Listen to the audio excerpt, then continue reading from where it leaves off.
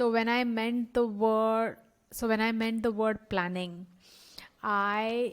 if you see, there is no word mention of planning. Where do you plan exactly? So this is very intentional because I myself and so many of my clients are resistant to the idea of planning. So if you, because somehow our brains are used to doing what it does usually, and planning, the whole idea of planning, it can be very overwhelming, and a lot of resistance can build around it. So I literally want to take you from where you are. So that's why first step is writing down the most important thing in all this. Even if you don't answer any of the questions, remember, the only questions I want you to answer is, what did you eat for your meal 1, meal 2, and snacks? Just document whatever you ate. That's it. That could be the minimal baseline that you could document. Because what's going to happen with that, when you enter that, that's literally the first step. That is enough. That is enough to build awareness for your higher brain to see, okay, this is what happened today. Because if you don't do that, then your higher brain is not in charge. It's just your lower brain trying to do what you have always been doing in the past, which will keep you in PCOS. So just do the first step of writing down what you ate today. Now, after writing that down, then you're going to ask yourself, what worked? What worked? Like, yes, you will ask, did I eat beyond fullness? But next step is what worked. I want you to fill yourself up with encouraging conversations around food, like what was amazing about it. You like food just the way I like food. So there's nothing wrong if you accept it and give your food credit for whatever it does for you. So do that. Fill up your what worked line with amazing things, like it was this, it was that, it was crunchy, it was amazing, it worked perfectly when I was so anxious, it just like served, it just helped me so much. Write all of those things in what worked. When you have filled up yourself with what worked and a lot of positivity, and you're feeling good, you're not feeling judgmental and crappy about yourself, then ask yourself, what will I do differently tomorrow?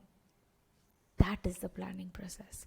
Now you are being intentional and you are planning for tomorrow from a very nice place where you are sort of satisfied. You're not beating yourself up. You're not judging the way you ate. You're kind. You have appreciated your food. You are honest about what actually happened. And then you will ask yourself, okay, this is what happened today. Now what would I like to eat tomorrow? And then plan that.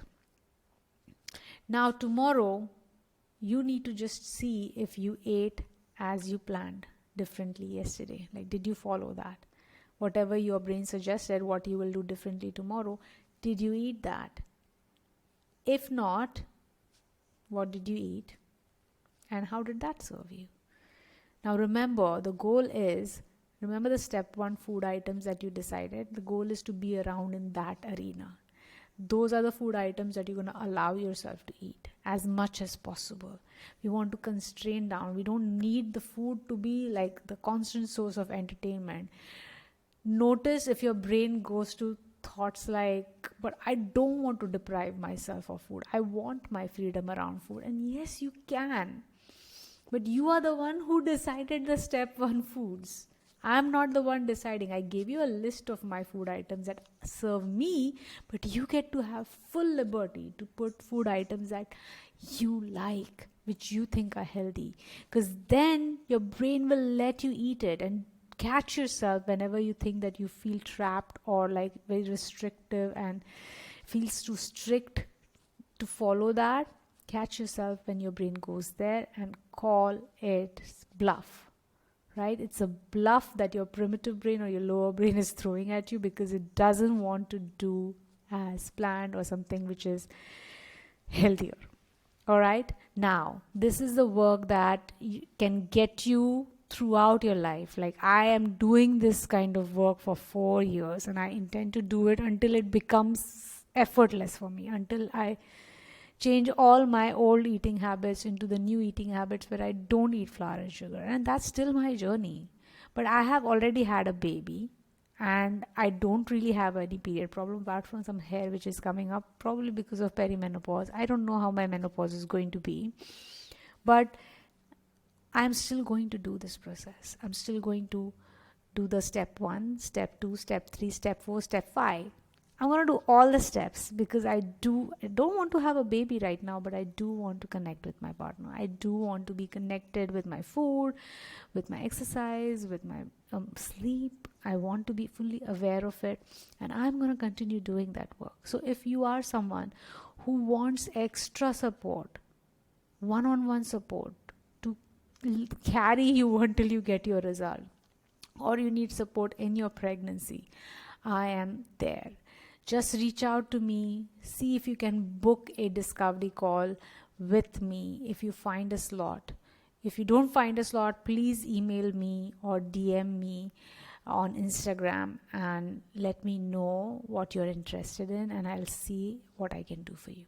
All right, my friend, best of luck with the 5-step process. I hope to see you pregnant, and I hope to support you in pregnancy. I'll see you next time. Bye-bye.